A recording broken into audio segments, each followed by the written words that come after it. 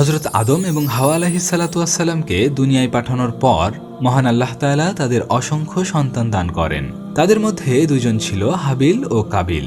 হাবিল ছিল খুবই আল্লাহভীরু এবং শান্ত স্বভাবের, অন্যদিকে কাবিল ছিল বদমেজাজি ও কঠোর স্বভাবের।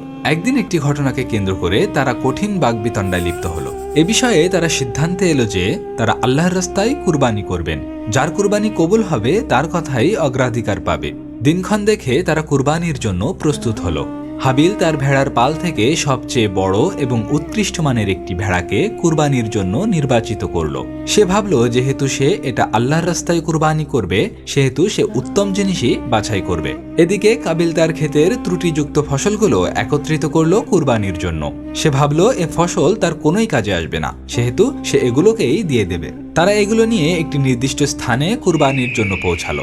সেখানে সেগুলো রাখার পর মহান আল্লাহ তাআলা হাবিলের কুরবানি কবুল করলেন এবং কাবিলেরটা সেখানেই পড়ে রইল। এটা দেখে হাবিল খুবই খুশি হলো। অন্যদিকে কাবিল মনে মনে অনেক ক্রুদ্ধ হয়ে উঠল। শয়তান সেই সুযোগকে কাজে লাগিয়ে কাবিলের মনে হাবিলকে হত্যা করার কুমন্ত্রণা দিতে থাকলো।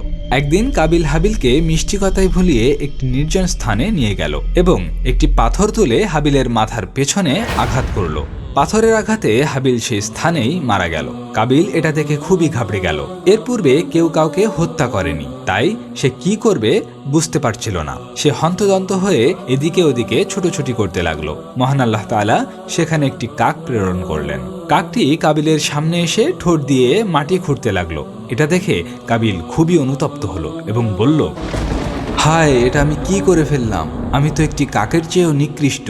অতঃপর সে কাবিলকে মাটি খুঁড়ে দাফন করে দিল।